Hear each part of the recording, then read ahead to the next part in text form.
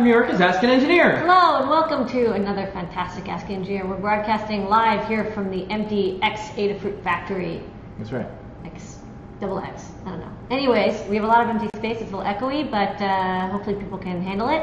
Yep. We got an exciting show tonight. All sorts of cool stuff, new stuff, hot stuff, pie stuff, updated stuff. That's right. What's on tonight's show, Adabot? On tonight's show, we're going to talk about the show and tell. Massive show and tell. We have some, like 8 people. Yeah, things in the news, from MIDI celebrations to some news from Adafruit, gift guides, things from the learning system, a new series of Arduino tutorials, a cool new project from Paint Your Dragon. I'm so blinky.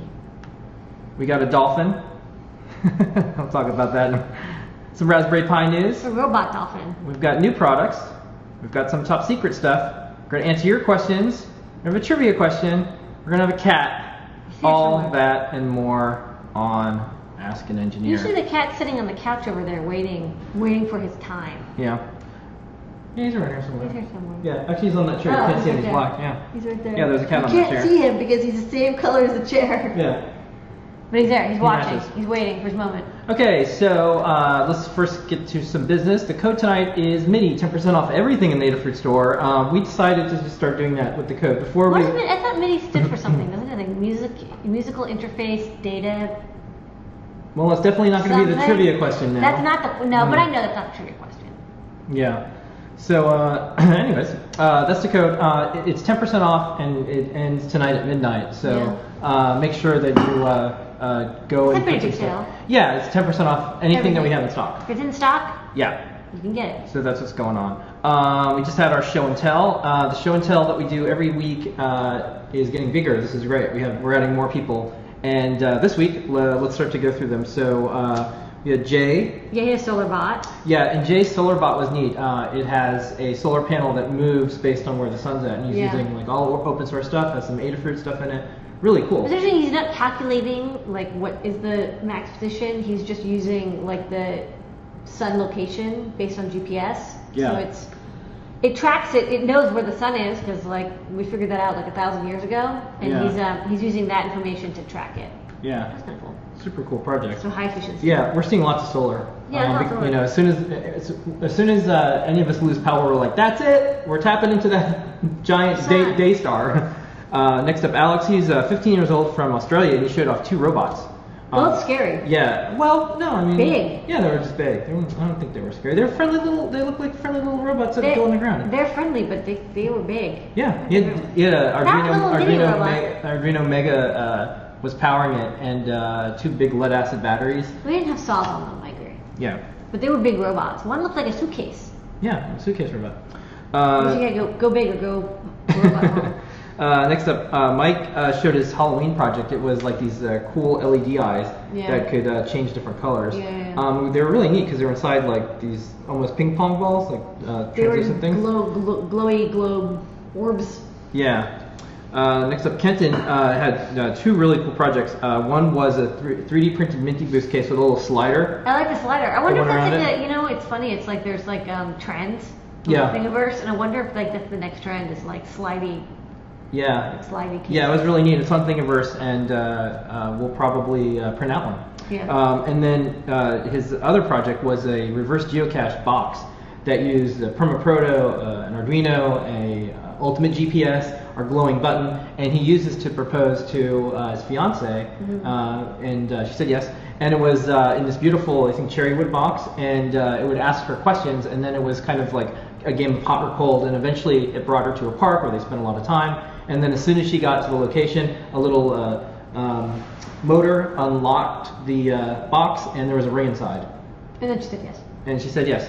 And you gotta ask. Yeah, and the cool thing was this box is now special. So even though it's just an Arduino, a bunch of electronics, it's now more special than just electronics. So you know the term heirloom electronics gets tossed around once in a while. Like when you make something special. Actually, we only toss around. No, it was in Make. It was in Make. There was a whole article about it. And I think this is going to be something that we see.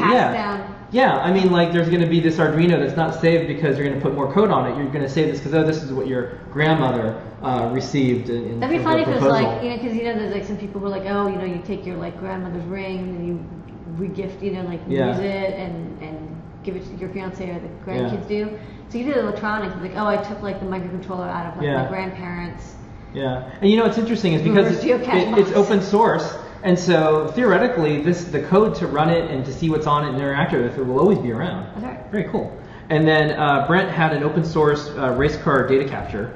Yeah. And it's an Indiegogo campaign. It has a GPS and SD cards and yeah, it was really neat. It's Indiegogo.com/race capture. Race capture. Yeah, check that out. That's kind of a and then there was an arm on it and everything. And then Chris tapped out because of some internet issues, but he's got the snowblower. Yeah, he's doing the robot. snowblower Raspberry Pi controlled 3D printed thing, and I think he has an Adafruit logo that he's going to show us next week. I'm just saying, there's a lot of people building robots that like I wouldn't like if they like homed in on me.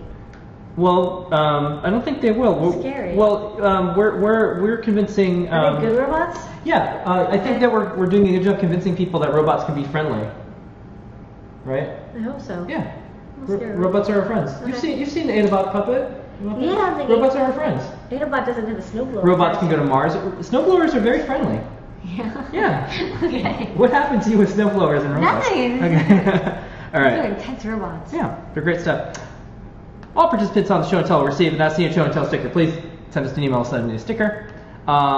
Lady Ada, how do people get on the show and tell? Super easy. Go to the Adafruit show and tell page, show and tell post on the Adafruit Google Plus page. So it's plus.google.com/plus-Adafruit. And then I think like every Sunday we post up, where you comment to get added to the show and tell circle, and then you'll get invited every week. Yeah. Right now, over 1 million people on the Adafruit Industries page on Google Plus. So every week there's more and more people joining the show and tell circle. Yeah. It's fantastic. This is really neat. Yeah. We're really excited about all the cool projects that people are showing, and then we're starting to see the stickers. People will put the sticker on their project and then send us a photo. It's really cool. All right, some news around the web. It's news time. Some things from our blog and elsewhere. This was an interesting post that John Junior put up. This is the Hacking for the Holidays, Making Toys Accessible for Children with Disabilities. It's December 2nd and the 8th in New York City. This is an event that's from John from NYU's ITP program. So they can go and modify toys. So for any kid that has any type of disability, sometimes a toy modification is needed. And I've written about this in the past on Make. There's a lot of parents who want to modify toys in general. Yeah. Maybe the toys are too loud. Maybe they don't light up the right way. Maybe they do that. So this is that is a popular one. Like parents who want to learn like how can they make the toy quieter. Yeah. Like have a switch that's like parents are sleeping mode. Yeah. So a lot of the toys maybe they have too small switches, and if the child has any type of disability, they might not be able to operate it. And so this is a really cool event. So check it out on the blog, and if you're around in the area, or if you have any type of toy hacks that you've seen, It's interesting because most of them are very easy to modify. Toys are not very complicated inside. You open it up, usually there's just a switch and a button and an LED and like a sound maker. Yeah. Not a lot going on, which makes it great for circuit bending and hacking. Yeah, it's also fun to open up toys because they definitely got the lowest price component. They figured out like how can I make it as cheap as possible, which is kind of interesting. Like they have a custom microcontroller they use. It's just like an audio sound maker, and it has like the memory built in, and it's just So that's why like all toys kind of sound the same because they all use the same microcontroller. Okay, next 4-bit micro. 8-bit. 30 years of MIDI. Great post by John Junior. So, can we have like another event when it's 31.25 years? Well, maybe. Okay. For the folks out here who don't even know what MIDI is, maybe you can explain because you've made MIDI products. I've done MIDI projects. stuff, Yeah. and the ZocFox had MIDI built in, which the original 303 did not. MIDI did not exist at the time. So what's MIDI? MIDI is it's basically it's actually serial, which is kind of cool. He just took the TTL serial protocol that had already existed, and they came up with a special baud rate, 31.25 kilobits per second, which is kind of weird. It's like the only thing that uses that baud rate. And there's a little optocoupler, which is cool. They have a little ground separating thing, which is smart.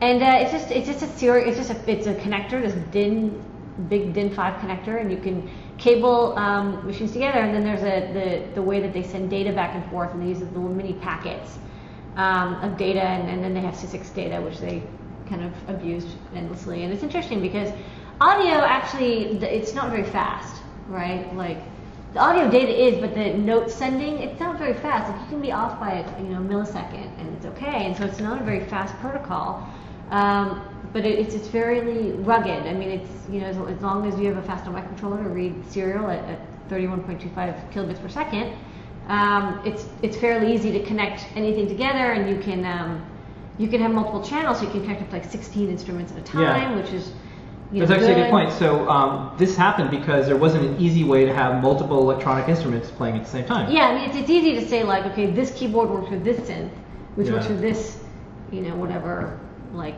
adapter or whatever. But like this was neat because every device uses the same interface. Yeah. Well, I think I would have changed. I would have made one cable. Well, I mean, they probably made it a reason for like having, you could chain them to the input and output. I would have had like one cable for both input and output, but I think they probably had a reason for it. One of the cool things about this, Dave Smith is the person who's known for this. Yeah. And this is a good story about open source before there was like something called open source really. His goal was to go to all the manufacturers, and he did, and he convinced them, hey, if we all just have an open standard, all the musical instruments can all work together, and that's what music's about. And so it's a really good example of how that fueled an entire industry. Yeah. And it's a little bit of a shame that we don't see individuals and certainly companies getting together like this all the time. I mean, USB, everyone kind of agreed. Serial port, like everyone kind of agrees, but you don't see this in the same way. It's so simple. It's universal, which I like. It's a super simple protocol, and it has a little bit of extensibility built into it using like SysX stuff. So like for when they're like, oh, MIDI, like there's only like 15 messages that are possible or something, because there's there's like 16. There's like some, like they split the byte in half, and so like it's not it's very basic, and then they can extend it, and it's not terribly fast, but it's good enough. And like people keep trying to come up with like other protocols to use, but MIDI is kind of enduring. Yeah, and the interesting quote, Dave Smith said, MIDI can only be a success if every manufacturer adopted it. He said, we had to give it away. So what a great thing, and what a cool historic milestone. 30 years of MIDI, it's still around. Yeah, it's like every computer can connect to MIDI, which is neat. So like when computers became more popular, which they weren't at the time, but as personal computers became more popular, people could do at-home recording studios quite simply. Yeah, it's quite neat. All right. Next up, this is a follow-up. We talked about Formlabs and 3D systems, I think, on last week's show. And we did. Yeah, and I try to post up on Make and also on Adafruit interesting stories in the maker world. So one of them is, Kickstarter is enormously popular and successful right now, and it's getting to the point where any maker can come up with an idea, get funding, and then go out and ship a product. Yeah. Also, there's millions of dollars involved. And so Formlabs was a story I talked about, I think, last week. And Formlabs was named in a patent suit by 3D Systems. And 3D Systems is saying, hey, that printer that you haven't shipped yet, we think one of the patents that we have might be in there. And they also had a Kickstarter to the patent suit saying, hey, you're taking money for something that we say there's a patent on. Yeah. This is the first time that I know of that Kickstarter has been named in a patent suit. It has nothing to do. I think so, yeah, probably. Yeah. Then this week, I posted up an article, a very short one, on Make. What should Kickstarter do? The Arduino team sent over a note to the makers of a successfully funded project. I think it was for, they got $157,000 called Smartduino. And Smartduino is an Arduino derivative. They have this protocol. It's a really neat project. But they put Arduino on the board, Arduino trademark on the board. So I believe the Arduino team was saying, hey, don't put the name on the board. That's their trademark name. And it was unclear, at least I think from the start, from Arduino team point of view, the connection to the manufacturing. They didn't really know who these folks were right off the bat. So my article and my point of view was, well, what should Kickstarter do when this comes up? Because this is the second one that I know of where this one is a trademark issue. Well, they have taken down Kickstarters that were like bad Kickstarter. Like I've seen Kickstarters that were taken down either because they were near fraudulent. Like I've seen the ones that I'm like, wow, like this Kickstarter is probably fraud. Like this person is pretending that they're going to do this project, they're going to take the money and run, and they do take those down after enough complaints. So it's not like they don't have no oversight. Yeah, these are both different. These are both fully funded Kickstarters, and there's lawyers there's legal entities involved. And so my question was, what should Kickstarter do? The backers paid the money, and there's a chance that they may not get that product, or they might it might be different. Yeah. So both of those things. Maybe these boards are going to look different because maybe it was an accident. They put an Arduino trademark, and then for Formlabs, maybe they won't be able to ship with that feature. So it's one of those things that we constantly get asked about. Hey, should I do Kickstarter for my project, my hardware thing that I want to do? It'll be interesting to see what happens with Kickstarter if they start to have a policy. I don't think they could and should screen projects. That doesn't make sense, but they do some editorial. They decide if it's a project that's worthy of Kickstarter. Yeah. So it'll be interesting to see what they do. To me, it's like once there's legal stuff involved, the backers probably should be notified in one day, just so everybody has the information, but then that could be abused too. Mm-hmm. So anyways, it's a story that we're watching. Speaking of, in the world of electronics, there's, of course, now that there's Kickstarters, there's Kickstarter-like Kickstarter things. Yeah. So it's called Circuits.io, and I thought this was really neat. I'll turn off us for a second just so you can see.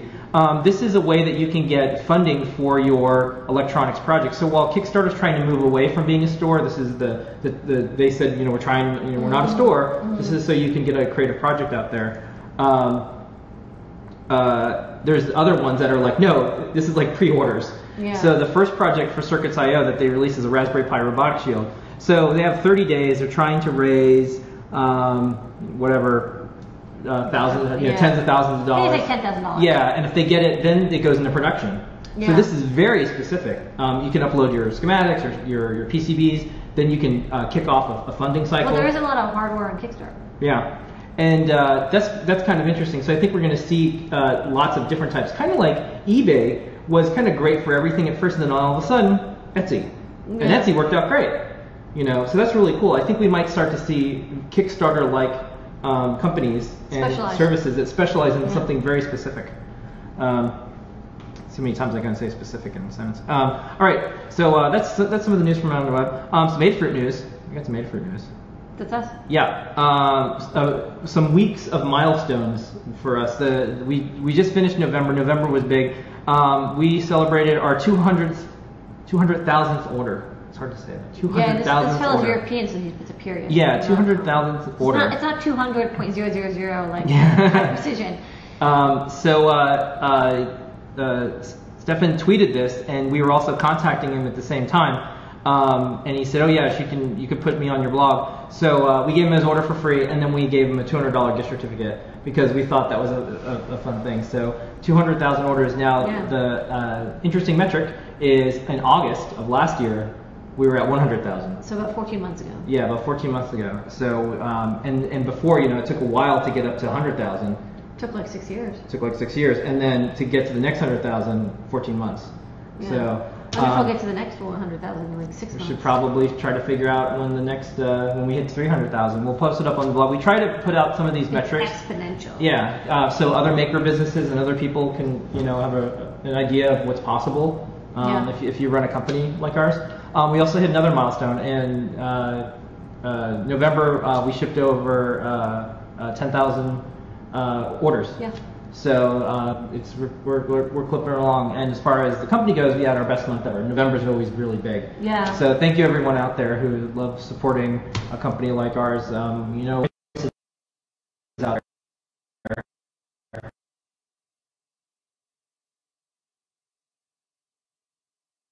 Hey, Packet. Hello. All right, mailbag is every week, and Rec writes in, "I am impressed. Ordered on a Saturday and delivered by the U.S. Postal Service on Monday, 2,000 miles away. You earned your retail markup on this order. The USPS earned their postage too. Thanks." I'm glad that we have earned. Yay. So, next up, it was a week of gift guides. So, yeah, it's like fun gift guides. Yeah, lots and lots of gift guides. And read all of them on the site. We have a category for gift guides. The first one was robotics. Next up, reverse engineering from FBZ. Yeah, Fabien's. Fabien's, great. Fantastic reverse engineering gift guides. We have really weird, unique gift guides, ones that you'll never find anywhere else. Gifts for the PCB maker in your family. So drill press, all the stuff that you need to make PCBs. Kevin Townsend had the RF gift guide. Yeah. You know, for all the people who like RF projects. Well, there's people who want to do RF stuff. Yeah. And then the next one, I did a gift guide on how to run a show like Ask an Engineer. Yeah. So every single piece of equipment. First, you need a cat. Yeah, you need a cat. Still there, he's resting. Yeah. It's getting ready. And you know, we'd love to see more live electronic shows out there. We think that there's more room for more cool electronics shown every week. So if you're out there thinking about You need a robot. you need a robot. You need this metal table. You need a metal table. You need lots of stuff. Okay, so on. I like that people really like this. Watch out, it's gonna fall. No, that's cool. Okay. Okay. The springy clamp thing. Yeah, everyone wanted. I found this in McMaster, and you were like, "This is the best thing ever." Yeah, it works pretty well. Go springy clamp. Okay, next up, we have some things in the Adafruit learning system. The Adafruit learning system is learn.adafruit.com. It's our awesome tutorial system that we're really proud of, and people are using it. We have some. I should show it off here. Yeah. Look at it. Look at this nice. Yeah. Redoing. Now we have popular and featured, and like they're tagged nicely, and yeah. Yeah, that's excellent. All right, so we have some updated tutorials. So, do you know which one this is? Yeah, this is the analog LED tutorial. So a lot of these little product tutorials that I had on LadyA.net are getting moved over. So this one shows you how to use the 30 or 60 LED per meter analog LED strips. It's very popular. Yep. And then we have an updated tutorial. Yeah, we also updated the TFT Touch Shield tutorial and moved that from LadyAda over to Adafruit. So that's nice. Okay. And then we have a new tutorial. We have a new tutorial. Bill Earl from the support forums is helping out. He wrote this lovely tutorial on using both the 12-bit and 16-bit analog digital converter breakouts that we have in the store. So when you need some extra precision, these are great. They have a built-in programmable gain amplifier. You can have four of them on an I-squared C-bus, and they're super easy to use. Yeah. So they're lovely. The next up, we have a new series of tutorials that we're really excited about. This is from LadyAda and Simon Monk. A lot of people probably know Simon Monk because he's probably taught them some type of programming or electronics. Yeah. He's known for his series of books on Arduino and now Raspberry Pi. So he's working with us, and we have tons and tons of Arduino tutorials. So the first one was? Yeah, blink. Yeah, so we started off with the basic tutorial on getting the LED to blink. So this shows you how to open up the IDE and how to program it, how to edit code. So it's a good starter. Yep. We also have a second, which is using a breadboard, starting out with that, using the LED, and messing around with resistors to change the brightness of an LED. And then last up. And then lastly, we have a RGB LED one, which is what happens when you take 3 LEDs and you put them together into one. Yeah, so look for these every Monday through Friday day. We're posting up a new one. So for the next over a month, we're gonna have a new Arduino tutorial every single day during the week. If you're it's gonna be a month, but it's gonna be probably we'll end this month. 13 business days, yeah. 13 business days. Yeah. So that's pretty neat. We have another 14 tutorials. Yeah, and then we have one more thing in the wonderful world of Arduino for the learning system. Paint Your Dragon. Yeah, Paint Your Dragon, otherwise known as Phil Burgess, did an awesome project, and we have a little video we want to show. Let's show it.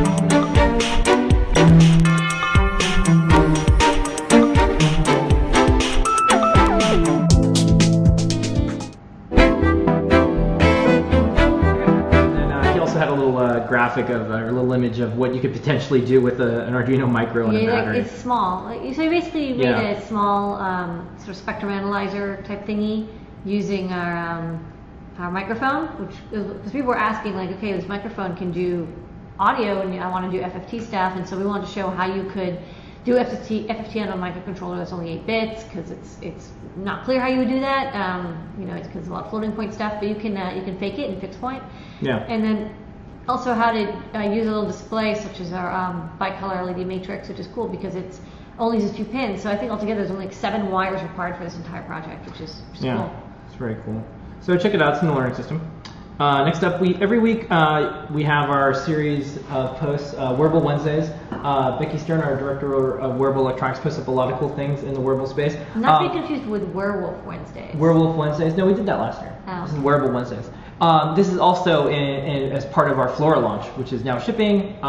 If we're out of stock, sign up on the site. We'll have more next week. Yeah, Floras are out in the world. People are sending us photos of the things they're starting to do. It's cool. We're really excited. Flora is our wearable electronics platform that we've spent a lot of time on. I have my jacket on, I think, one of the other shows. It lights up. It's pretty neat. You can have a GPS, all sorts of sensors. But the Wearable Wednesday projects that I wanted to highlight this week, there's 2 things I really liked. There was these DIY light up heels where there's LEDs inside of them. Yeah, it's like it goes over the heel. Yeah, I really like that. And then I want to show this video in just 1 second. This is called Light Emitting Dudes, and they're you know, those runners, the freestyle running. Yeah. And they covered themselves with LEDs. You're gonna love it. Yeah, you're gonna love this. I didn't see this video. Yeah, you're gonna like it. This is just a little snippet of it. Snippet. Yeah.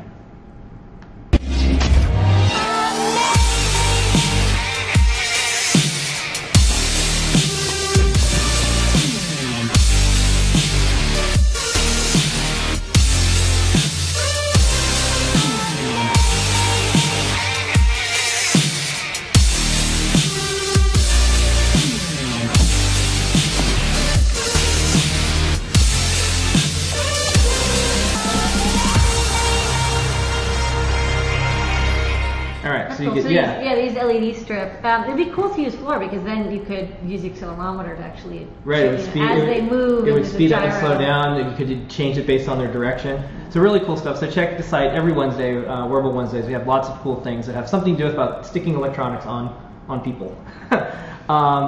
Next up on the calendar, we have 3D Thursdays, and Matt does a series of posts every week. There was a lot this week. I have 2 things that I wanted to highlight this week. This one was kind of interesting. You can get 3D printed versions of your unborn child. They do a scan and they'll print it out. That's so cool. Yep. And then other big news. This is one that I was thinking that was going to happen earlier, but it's now happening. I think I have an old Make post about this. MCore Technologies is launching 3D printing service Staples Easy 3D. So you'll be able to go into a Staples in some parts of the world and get something either that's already been 3D printed that you sent, or print something there. Yeah. I thought it was going to be FedEx Kinko's. That was going to be the 3D printing service. But you know what? It seems to me like Staples might be the one that pulls ahead on this. Staples is aligned with UPS, right? I don't know which carrier Staples does. There's like obviously FedEx Kinko's is FedEx, but I don't know if Staples is aligned with any in particular. But I thought that was really that's cool. So it's like a service where you can go and pick it up. And then what kind of 3D printing is it? It's like well, it's MCore's technology, so check out the is it plastic or? That I don't know, Yeah. and I don't know where the first place is going to be. It's not a U.S. company, but they made the announcement. Yeah. But I like the idea of you could like there's a Staples in most areas in the U.S. We should have one in New York. I mean, like Yeah. you know, there's a couple 24-hour Staples. That'd be cool. It's like go and pick up your 3D print. Yeah. So check it out. Next up, some other things that we started on the blog. These are going to go up shortly. We have a new series called Scenes from Adafruit Manufacturing. So this is the touchscreens being tested. Yeah. After we create them, we test them to make sure the photos come in, that the touchscreen works, and then we verify each one after we've created them. This almost qualifies as it's not out yet, but we're going to have some photos soon. This is our new reflow oven. We measure things in Ladyatas. That's how big it is. It was gigantic. Now that we're in our new factory, we can have giant things delivered, and we also have the power that we need. So over 220. This is a 50 amp. 50 amp draw machine. And the machine that we have, I'll bust here. It's Novastar. Yeah, they're actually nearby, which is why I got it because it's the fastest oven we could get, and they're made to Yeah. order in Pennsylvania, so it's only like a couple hundred miles away. And 200 miles away. the name of we named the equipment. This thing is Jones, named after the cyber dolphin from Johnny Mnemonic. Yeah. Yeah, so it's Jones. Attacking the Gibson. Yeah, and then here's a couple of photos. We're gonna have some videos and some cool time lapse soon of the boards coming out, Yeah. and they are fantastic. Yeah. This is helps speed up our production quite a bit, and the boards are beautiful, and we're really Yeah, our yield went up. Our yield was like 95%, and now it's like 99% or 100%. So Yeah. very few boards come out and aren't perfect. Yeah. So we're really excited about it. And we'll have we're slowly getting settled in. The holidays and Sandy kind of set us back on a couple of things we wanted to do. We wanted to have a little bit of a video tour and stuff about the new factory, but we'll get to that soon. Next up, we have Pi Day every Friday. Friday's Pi Day. So we have Makey Monday. Yeah. Wearable Wednesday. Also on Mondays we do Maker Business Monday. Maker Business Monday. Yeah. Wearable Wednesday, 3D Thursday, and then Pi Day. Friday. Yeah, Thursday we have the job. We post up the jobs board. On Friday we also do anything from the What's Flickr on poll. Tuesday? We do tutorial Tuesday, but you know what? We do tutorials all the time. Yeah, every day is tutorial Tuesday at Adafruit. So we like to have things in the day and the week so people are like, oh, it's Wednesday. I definitely know I'm going to see cool wearable projects today. I want to give them stuff to look forward to. But the big news this week was Minecraft is coming to the Raspberry Pi, and I know there's a lot of Minecraft fans out there. So the Minecraft team actually has some dedicated folks, and they're going to port it. That's cool. Very exciting. Next up, this cute little arcade we posted up. Yay! That was really It's neat. interesting. It doesn't use parts from the Adafruit store, but we do actually have all the parts to make this. Yeah. Which is kind of neat. Yeah. And then there's a really cool Kickstarter to get the Magpie, which is a great community-made magazine about the Raspberry Pi as a real printed magazine. Yeah, right now it's a PDF. Yeah. And then last up, this is the Raspberry Pi Model A, and this is to this fulfills the promise of the $25 Linux computer. So these are being manufactured right now. Hopefully we'll have these. Differences. No Ethernet. No Ethernet, only one USB. Yeah. And the Ethernet chip is gone too, so you can see the spot where they use the same stencil. Yeah. I think, and it's also only 256 megabytes of RAM. Yeah, but pretty amazing. $25, unbelievable. All right. Next up, we have some news. We showed this last week, but it's finally not out yet. It's finally out now. The Raspberry Pi Web IDE. This is if you want to learn programming. The new thing that just got added. If you are into Python. Visualizer. It's a visualizer. So maybe you can explain to people why this is interesting to know or see why you're learning. The visualizer code. is kind of interesting. It's not quite a debugger, but it is something that when you use basic programs, it doesn't work with the GPIO yet, which is the only thing that's a little sad. But if you're doing any other kind of Python programming where you're just learning how to program, it can visualize using this nice graphics, what your variables are and how they function. Like it's a weakly typed language, and also there's lists, and there's a list of lists, and the lists have things in them, and there are different things, and which location are these things in, and all that nonsense. And so this is really cool because it allows you to step through a basic program and see how the loop or the variable is actually working in the memory. So you can kind of peek into the memory of your Python interpreter. It's cool. Yeah. So that's our news for the week. Let me just do the code real quick before we go on to the next thing. The code is mini, 10% off. Anything in stock until midnight. Eastern time. Eastern time. Our time. 11:59 p.m. ET. It's 10:30 now, so it means an hour and a half. Yeah. Unless you're watching this recorded, in which case it's not going to work. Yeah. All right. It's new product time. Yeah, we only have a couple new items, but they're awesome. They're really good. So they're twice as good. Let's start off right away here. We saw this book announced, and we instantly ordered a bunch, and these are flying off the shelves. This is Encyclopedia of Electronic Components by Charles Platt, who's probably written one of the best modern books on electronics, which is Make Electronics. I like this because you can actually learn a lot. It's kind of it's in a way it's kind of a reference book, but also you can page through it because there's a lot to know about different kinds of capacitors and resistors and relays and if you already know a little bit about electronics and you just want to get some more breadth of knowledge of all the different types, this is I think a good book to read through and also keep handy. Also, if you're there's going to be one on sensors and it'll be a handy reference to know what what sensors can do what, you know, because there's so many different temperature sensors, but they're all a little bit different, you know, like not they all have their own little, you know, peculiarities and benefits. Yeah. So I like this because it kind of has it all together in one page instead of like going on the web and like searching. Yeah, I'll have to say, you know, I'm definitely more on the digital side as far as how I like to consume media, but there are times where I like catalogs and I like physical references. This is one where print really works well. I don't think print does well for everything, but this is one where it's very good to flip through, like the pocket ref. That one's a little harder because you discover sometimes as you're flipping through. Anyways, cool book. Great author in our store. We got a bunch, and then they sold out, and then we got a bunch again.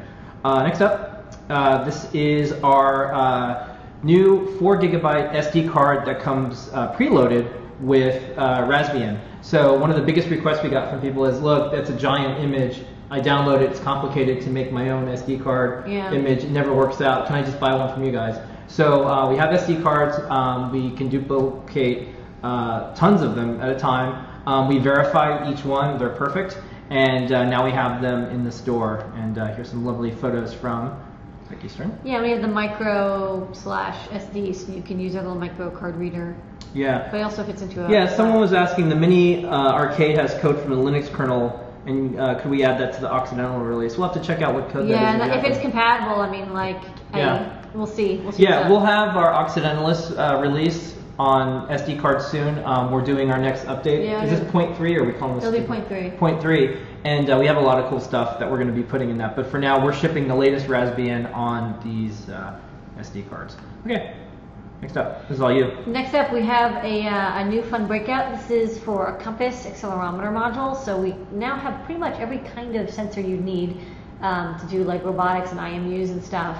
We were missing a compass, and this is a really nice compass. It's fairly inexpensive, which is nice, but it's also really sensitive. It's a magnetometer, actually, not a compass. So it'll actually, what it does is it finds where in 3D space the strongest magnetic force is coming from. So if that's a magnet, it's a magnet, but if it's not a magnet, it's probably going to be the Earth's North Pole. And so you can use it to find out which way is magnetic north. And then the accelerometer is what you use to figure out what your tilt is, because it can detect gravity.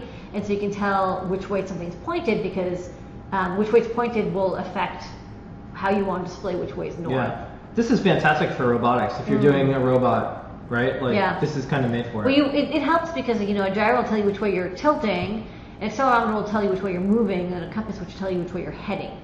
Yeah. So you actually do want to combine all three things together. So you can combine this with our gyro, and that makes it to you know, a 3 degree of freedom sensor, which will tell you which way you're pointed, which way you're angled, and how fast you're moving. How sensitive is this compared to like a Hall effect sensor? Oh, a Hall effect sensor is only on and off. This will actually tell you degrees of magnetic force. Wow. Or magnetic field. Okay. Sorry. Here's the back of it. Yeah, and it's 5-volt safe, so you can use it with your microcontroller Arduino, or you can use it with a 3-volt controller, and we have some example code.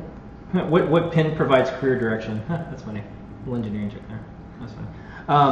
Next up, our big product release of the week, Times Square. It's a square. That tells time. That tells time. Yeah, so here's some photos. This is our new DIY watch. We've been thinking about doing a DIY watch for a while. There's a few out there. We wanted some specific things that we really liked, and there wasn't one out there that was like it. And so I wanted one that would fit the ladies. Yeah, one that was a little smaller. I'm a lady. Yeah, and so it's a kit. You build it yourself. It comes with a band, but everything is hackable and open source. And it's just an off-the-shelf band that we got. You assemble it yourself. It comes with all these different pieces here that you can see, and it has lots of different modes. So we should probably do a demo. Yeah. But the whole idea of the watch is to hack it and be able to do lots of cool things. This is the only watch I've ever seen that where you can actually hack it. Like, it's a DIY watch that you can actually hack it to do something because it has a big enough display. Well, you have to do. Want to go over the overhead? Yeah. Okay, there we are.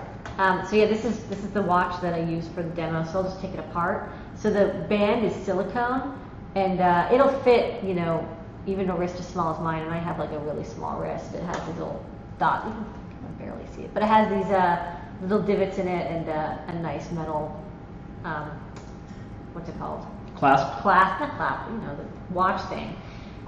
So it's rubber, so you can you stretch it to take the board out. And it also makes it really comfy because it's a soft silicone. And we have it in black. Maybe in the future we'll have it in other colors. And then there's an acrylic back that you can put down, and that sort of makes it fit into the silicone band, and also kind of this nice little display, and it protects you from the electronics from you. Although you can remove it. Sometimes I like to remove this, and it's okay to have this touching your skin. It's just some people might find it a little irritating. And then this is a circuit board that you put together, and so the electronics that you solder these electronics on first. And here's a microcontroller that has, it's Arduino compatible, has Arduino bootloader built in. So this is Arduino powered, one could say. It's Arduino Arduino compatible, yeah. Perhaps. It is compatible. Yeah. And then there's an FTDI header here, so you can plug in your FTDI cable or friend, and you can reprogram it. We have a real-time clock chip here. This is the 8-pin chip, and there's a crystal that goes with it next to it. And the reason I went with a real-time clock is when we built the ice tube, I had the real-time clock capability handled by the Atmega. And one of the things I've noticed is that it works, but it doesn't work great. So like the ice tube does lose time a little faster than I would like. And it does depend chip by chip. The internal capacitance affects the timing a little bit.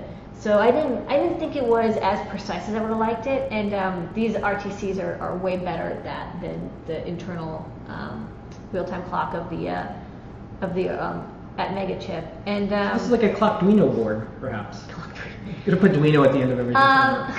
And another thing is it's really low power. So we do a tutorial we're going to put out next week that Phil wrote on how he designed the code to make it ultra low power, so it can run for like 6 months to a year, maybe.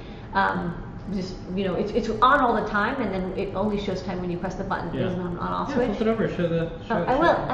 I'm just showing off everything. Oh, yeah. And then this is the battery. It runs off of a big coin cell battery, and these are really common coin cells, which I like. You can get these at any grocery store. Yeah. So if you press the button a couple hundred times and you run out, then you can get another one. And there's 2 buttons on either side, and then there's resistors, and the resistors are what set the display brightness. And so we want to have a balance of brightness and battery life. So this will last about 500 or so to 1,000 displays. So sorry. Whoa. Yeah. So this is the display. It's not set to the right time. Yeah, I love showing it. I haven't set the time. I love showing it on video because when we take photos, we actually have to show it kind of dim conditions, and then we have to overlay it on the studio lighting. Video does a better job capturing the brightness, and we put a note on the site about that, so you can get an idea of how it looks. It's very difficult to take photos. We have some really great photos that Becky and I believe John Junior helped out with. Yeah, I'm setting the time right now. What's the date? Today's December 1st. Oh, you know what? I forgot it's not November. Okay, so let me set. So the time is 10. Let's see, 4. Yeah, I love the little animations. Yeah, isn't that cute? Yeah. Let me see, 43. And I'll set it to 12-hour mode. Yeah. And I'm gonna set the Zoom. Yeah, at least. One of the questions that folks are asking, of course, is will we have other colors, and is it possible to use other colors on this one? You can, but we are going to have other colors available. Sorry, hold on. I have to set the time. 0. Okay, now I set the time. Now I press both buttons to set the time. Okay. Look at that. Now it's correct. I didn't set the time. That's why it was I thought it was November still. Right now we're only doing red. Red will probably look the brightest and best because it's the red LED matrices always are the brightest. But we're going to get yellow, green, blue, and white matrices and try them out, and then hopefully we'll offer them if they work and they have battery life. I want to make sure that it looks good. So yeah, here's the time. Yeah. So yeah, every time you press it, and then if you press it fast, yeah, and then let me see if I can. Set that hold on. I have to watch it. Yeah, so here's some more photos of it. And there's all sorts of neat hacks that you can do if you want to put Sugru on it. We're going to have a 3D printed case for it. We're going to put all the files up on Thingiverse so you can make your own watch band. all sorts of fun things. We like the idea of maybe doing workshops with these. It's very fun and easy to hack and have it do other stuff, display other things. It could be used for all sorts of different projects too, just it doesn't have to be a watch. Yeah, so this is also, there's a battery meter built in. Oh, that's super cute. Fortunately, this is my demo one, so I've been using a lot so the battery's dying. So it detects how much battery life? This is the moon phase. Oh, wow. It's a full moon, so it looks full. You can sort of see it's going into it's waning. And then this is the binary watch. So it sort of displays the binary time. And this is seconds, minutes, and then binary hours. I don't know, I'm not that good at reading. These are like 4 plus 2, 10, and then 1 plus 4 or 8. I don't know. I can't read binary off the top of my head. But so there's a couple of different displays that are available, and then of course you can write your code to. Yeah. If folks want to know who is the amazing dragon behind the code. This is Paint Your Dragon. Yeah. Vergas, who's always in the chat usually, and also his handiwork was on the Piccolo. Yeah. So lots of LEDs. He likes blinky stuff. Blinky. So yeah, when you're done, you can put it back in the watch band. And then someone wanted to know, does it have a serial port?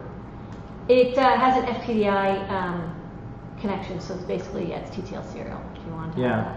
And so what we decided to do is kind of build the watch around easily available for us watch bands. So these are ones that we could get them, a lot of them.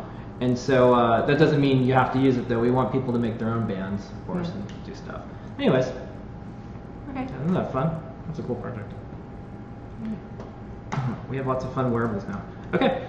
And then last up, and that's it. Yeah. Yeah, that was new products. All right. Okay. We're going to, let's see, it's 10:47. Let's do a quick, it's not out yet. Don't ask. Top secret stuff. Yeah, we had a lot of stuff going on. Yeah, and then we're going to answer questions. So we're going to go through these very, very fast. Mm-hmm. Here is Matt working on the 3D enclosure stuff for it. It's not out yet. Don't ask. Here is molds for a case that we're working on. There's some CNCing going on. Yeah. This has nothing to do with the watch. This is for another product. Very cool. And then, isn't that neat? And yeah, then, that's the EDM. They have to burn away parts of the mold. This is intense. Yeah. And then, fixturing. Here's a bunch of boards. I made some breakouts. These are great. Yay. Okay. Yeah, they're pretty looking. They have sort of like an Egyptian. Yeah. Yeah, it's from the Goa'uld. You know, the guys with the worms in there with pyramids, Stargate. No. That's what their electronics look like. Yeah. Anyways, all right, let's go on to questions. Engineering questions. Ask your engineering questions right now. Yeah, we have time today. Yeah, we do have time. We're both a little exhausted. I'm a little tired. Yeah, we had a long week. Whew. But go ahead and ask any questions about everything except for the it's not out yet, don't ask stuff. Let's see. Don't forget the code, everyone. It's MIDI. 10% off everything that is in stock. It's almost the last sales. On our site we have all the shipping deadlines, by the way. Oh yeah, we forgot to go over that. Yeah, we'll go over it. We'll go over it. Anyways, let's see. How often do LT spice simulations say something works, yet the real hardware doesn't? Pretty often. Yep. I wouldn't trust your spice simulations. Okay. Where do I learn about DC and AC circuits? Well, I would start with DC circuits first, and just play around with Arduino stuff, and then once you're feeling up for it, then you can move to AC circuits, and then music circuitry is really good for learning AC stuff, because it's low frequency. MIDI is also the name of Colin's cat. I didn't know that. That's a cool cat name. Man, you know, the cat name thing, I'm just calling it. So I hope MOSFET lives forever. Our next cat name is Gerbers. No one take Gerbers. Calling it. We have to call like electronic cats because everybody who does electronics has a cat. So we have to call it ahead of time. No, we can't use Diode. Can't use Darlington. Diode's not taken. Diode is one of Evil Mad Scientist cats. Zener. Yeah. Diode is still available? Diode's still I'm calling Diode. Okay, Diode and Gerbers. That's kind of vague though. I mean, like it's... Just saying. MIDI's taken. Anyways. Alright, next up. Sorry. Darlington's a good... What's the best way to externally power the Arduino Micro? 9 volt will work. You can also use 3 AAA batteries. Yeah. Okay. How's everything going with the move? Pretty good. Yeah, we're moved. We're still settling in. There's still lots of odds and ends. We just hired someone Becky knew for a long time. Adafruit has a COO. Her name's Molly, and she's been doing an awesome job. And all of the things moving into a space is incredibly complicated in New York City. And we did everything right. It was very expensive, and it was very thorough. We had fantastic people. We're going to do a gigantic post about what it was like. It took us 9 months door to door to move into this factory, and we have a real factory, and we're hopefully going to have our show broadcasting from there soon. Yeah. Lots of logistics that we still have to work out, but it's fantastic. We all have room. We were kind of on top of each other. We were operating with 20-something people in 2,000 square feet. Yeah. It was intense, and we're very thankful for great employees that have adapted as they needed to and as we needed to, and then now we're in a really big space and we're really happy. And we're going to need more space soon. We have space for our robotic dolphins. Yeah. Okay. There's a lot of questions. I'm gonna shout these out really fast. Ready? I hope they're not what MIDI stands for, because that's no. Okay. I don't know. Next up, how do I when I change my username on Pi, I get an error that the Pi is currently used. How can I change that? I know. I think you do raspi-config, and I think you can change your password with that. Okay. I need to raise and lower a small gate with a motor from 0 to 90 degrees. What's the best way to sense limit its travel? You can just use one of our micro switches, like we have one with a wire or one with like a lever, and then that's just a mechanical limit switch, and then they can handle 120 volts, so you can actually have that cut power, which is kind of nice. Okay, from your perspective, how does Adafruit compare to SparkFun revenue, volume, products, direction, active motivations? Well, I'll just answer one. They on their site they have in their press release they're a $30 million company. We're not there yet. Next up, what rechargeable coin cell battery can you recommend? I don't recommend any of them. I don't think they work very well.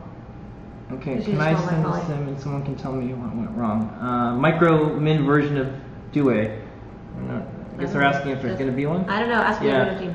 We have surface mount tutorials coming out. Will you be selling surface mount parts? We might.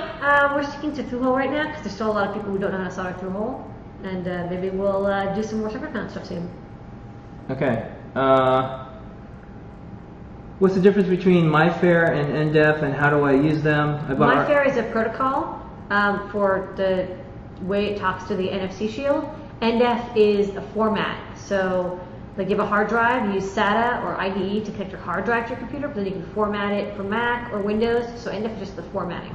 Okay, what's a reflow oven, and when will we sell the standalone Flora? Flora's standalone's coming soon, but we have the packs right now. Yeah, we have them all for the packs because more people want the packs than the standalones, but we'll eventually have Flora separately.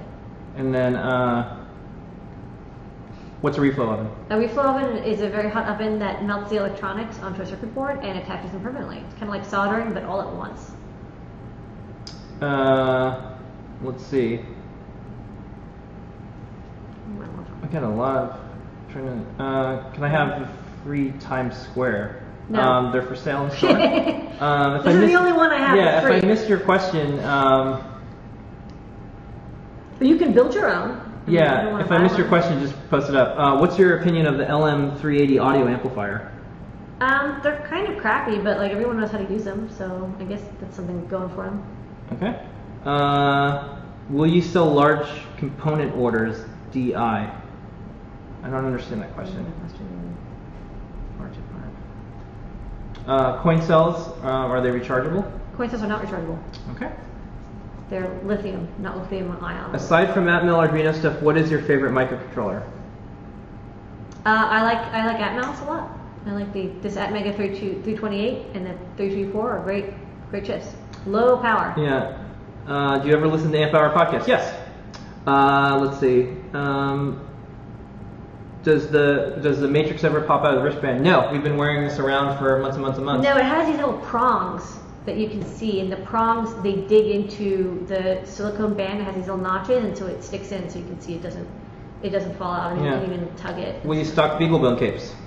We do carry our proto cape, and we might carry other capes. We're not sure which ones are good for carrying, but we'll figure it out. What sensor would you recommend to use in a humidity PID controller? We have some great humidity sensors. Check out the SHT sensor that we have in the store. It's a good quality I2C humidity sensor. Isn't the TI MSP 430 lower power than Atmel? Yeah, but it doesn't have as many pre-compilers. How can I build a robot to efficiently follow a human? A parent built a quadcopter. This is going to make the rounds in the Maker News to follow his kid to the bus stop. That's funny. And then what a futuristic thing. The kid has to walk to the bus stop, so the quadcopter follows the kid, and then he sees the kid get on the bus, and then he comes back. Very cool. Kind of one funny thing: the drone Olympics were held today, but they had to change the name to the drone games because the Olympic Committee sent them a cease and desist. Okay. It gets weirder. The winner of the drone games, formerly called the Drone Olympics, won because he wrote a virus that took over all the other drones. That's smart. Oh, and they're using JS Node for the Parrot ARs, the Parrot ones. Yeah, so futuristic and weird. That's cool. Yeah. That's a good Bruce Sterling song. Yeah. Is there a Dewey Mini? Not that I know of. Okay. When will we see the first character LCD plate usage tutorial? We have a tutorial that has a demo. Check it out. It shows you how to do everything you really want. It's just read the code. It's only this big. It's only like 4 lines. And check it out on learn.adafruit.com. Have you guys been to New York Maker Faire? Yes. And what was your favorite thing you saw? Oh, that's really hard. But we do have a wrap-up post. I think my favorite thing was meeting Charles, who does all of the cool stuff at MIT that we always write about. He makes these great bots. Yeah. It was nice. I would say meeting the people that we normally see their projects. We've met a lot of people. Yeah. We looked into like 30 people. Yeah, I like all the hackerspaces because we do lots of stuff with hackerspaces. So it's nice because it's rare that you actually get to meet people in person. Yeah. So we stock beaglebone capes. Yeah, maybe, but we have, as she said before, we have one. We have the proto cape, and we're evaluating other capes to carry. Yeah. Haven't changed answer in the last 5 minutes. And then, one quick thing. What? So during Ustream, if you don't have an ad blocker, they play ads during the show. You can pay like $4 and there's no ads. I put that in my guide. Oh yeah? Yeah, I put that in my guide. So if you think it's worth it, we don't get the money, they do. But you can also install ad blockers. That's what people have done. So anyways. That's free. Or you can pay $4 if you think the service is worth it. Yeah. I think $4 should never see ads, and you can watch Ask Engineer every single week. And any other show you want, ad free. That's kind of cool. Yeah. I think it's about like what it's worth. Yeah. Okay. We have about 2 minutes left. $5 not worth it. $4 worth it. Oh, are you going to be stocking some different Raspberry Pi GPIO cables? Yeah. Yes. Yeah, we will. Yeah, they're on their way, actually. I think that's it. They're not significantly different. Okay, we got through those questions. They still have to work. Oh, if I'm testing floor pixels with regular Arduino, what pin is for data? I don't think I have it set up for Arduino. I don't know. You can check the library code. I always test with the Flora. Where can I find a bootloader for Arduino? It's in the Arduino ID. What's our favorite part of the show? We do like the questions a lot. I really like show and tell, which is part of the show before the show. I like holding up the cat and rubbing his belly. Yeah, okay. The trivia question is good too, because sometimes I have to figure out what I'm thinking, what it is, and I don't know the answer. Oh, one more. Are you getting R3 headers back? And then I don't know what that is. Okay. All right. Probably. Yeah. All right. If it's in the store, yeah, we'll probably. It's trivia question time. Okay. Lady, what are the rules? The rules are if you've won a fantastic prize with a trivia question, then sit on your hands or eat a sandwich or go type somewhere else. And what's the famous prize today? I have one last version 1 Raspberry Pi. Okay, so it's a Rev 1 256 megabyte Raspberry Pi. To repeat, version 1 256 megabyte I still have Raspberry one Pi. left. I still have one left. We have one left. And it's yours I'm going to give it away. for the taking. If you can answer this trivia question correctly. Yeah, we're not going to ask what MIDI stands for. However, we are going to ask the following question. The first MIDI device from Dave Smith is called what? What was the name of the first MIDI device? You have a photo of it. Yeah, that's right. I like the not wood. Roland. It's not Roland. It's not Moog. What was the first one? Someone's pretty close. I want the full name. It's a specific model.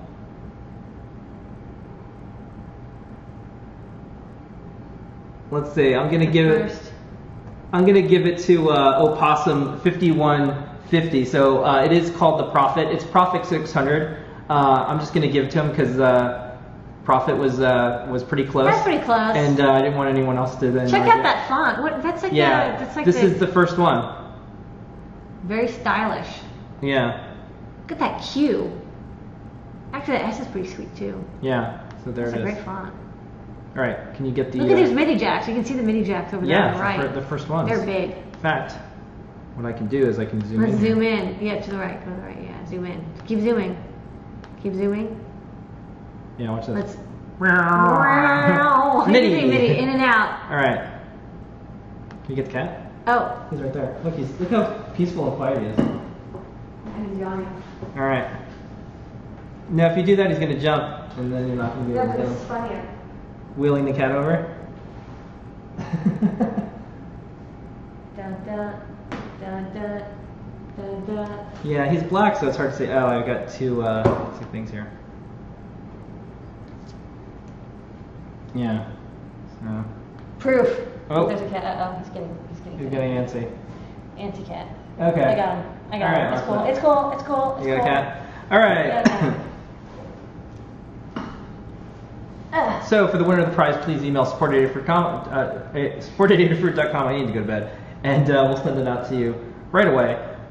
Special thanks to George, who's doing the audio video recording, Becky, who helped out in the chat, and everyone who shows up every week. Thank you so much for making this a fantastic year for us. The year is almost over. This is Bye-bye. a big month, and we'll see everyone next week. That was a massive show. That was a big show with lots of cool stuff. I like that. Like people are like, I know what that synth is. That's right. There's people who are just like, know a synth. There's some people who are just like, I know a synth from 5 Yep. yards away. And I also think Matt was in the chat helping out with stuff too. So Okay. we got a big family going We're on a here. family. Okay. And a very warm cat. All right. Here is your moment of Zener. Not the cat. The diode. Yeah.